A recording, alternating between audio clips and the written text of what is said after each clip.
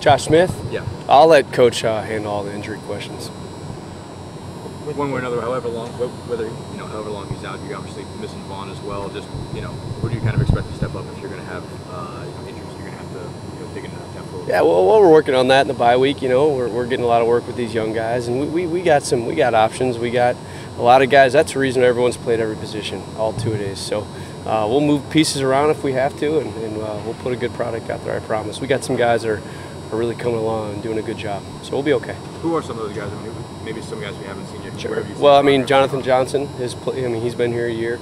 Vic Wharton's coming along. We still have everyone else. You talk about Kroom and North and Howard, and they're all still there. Just move the pieces around, we'll be fine. That's if we don't have those guys. Talk about Josh Maloney, a pretty nice game against Oklahoma. I'm sorry, what? Talk about Josh Maloney in a pretty nice couple of nice plays against Oklahoma. Yeah, Josh has gotten progressively better every week, and that's what you hope with the freshman. He looks like a different guy than he did game one, which is really nice to see. He had a really good day of practice today, so he's coming along nicely. I'm really pleased with his progress. In the bye week, do you work on more fundamentals or do you work on more new install? A little bit of both. It's good balance. We work on things we may want to put in, but we held off on, just because of volume, especially with young. Got a really young group of offense. I mean, a lot of freshmen out there at every position. So this is a good week to put it in and make the mistakes on those plays and work through them. You don't really have time to do that on a game week. You got to put it in, you got to perfect it in 2 days, and you got to go use it. So put in some new install and also work a lot of fundamentals, especially with the young guys. These development of these freshmen is crucial. We have a very young team, so every rep is important. You mentioned Malone. I guess where have you seen him get better? What is he doing better now than he was game one? You know what? I'm a little bit old school, but Malone was the first one out of practice today. His habits are getting better. His work ethic in practice is getting better. His energy is getting better. And because of that, his fundamentals are getting better because there's a sense of urgency there. And he's starting to, I hopefully see, and I think that he is, that all that stuff translates.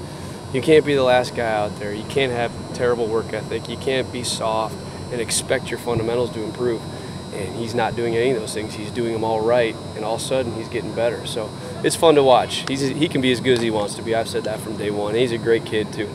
Vic and Ryan Jenkins are a couple guys we haven't necessarily seen yet. How are those guys coming along, and you feel like if they have to have an expanded role that they'll be ready for that as well? Still work in progress, for sure. Still work in progress. I always say this, that the light comes on for different guys at different times. Josh Malone's a little bit ahead of those guys in terms of a lot of different things just because of, I don't know, the light just pops on a little bit earlier for him. Not to say those other two aren't coming along, because they are. But they're just a little bit farther behind right now, but they're working their tails off, and we're going to need them this season. They're going to play.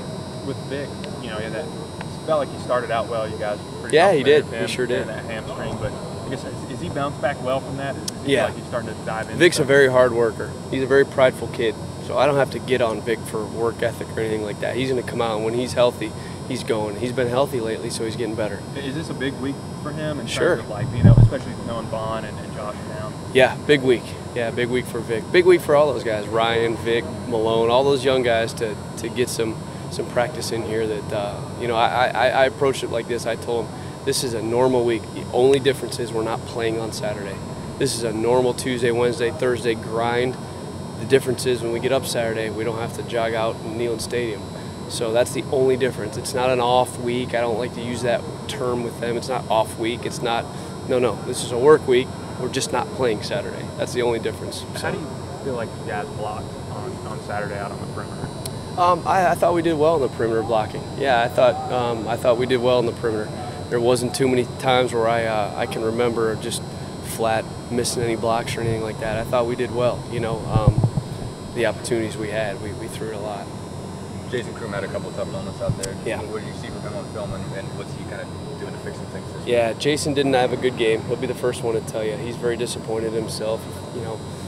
He feels like he let everybody down, and that's the price you pay when you play at a place like Tennessee. It's magnified, and he had a bad game, probably the worst since he's been here. He knows it. Jason's a prideful kid. I believe in Jason Kroom. He's a very good player. He's got to own the red zone, though, and he didn't do that the other night, and that added to our woes on offense. So we're going to come back to work, can't press rewind, and keep moving forward. I believe in him. I know he can make those plays. I've seen him do it. He just didn't do it the other night. So we push on. He's what we got. We're going to work with him, and he'll get better. You looked at the situation maybe with a couple of those guys, if they're not able to go, how much more does that put on Marquez? With attention from defenses, with just workload, how many reps he's got to do, how much more does that put on his plate, or would it, I guess? I mean, yeah, it'll put a little bit more on his plate, but I mean, Jason's coming along, Josh Malone's coming along, Jonathan Johnson's a very good player, so there's still options there. Didn't feel like that last year. Didn't feel like there was guys ready to take on some heat off him.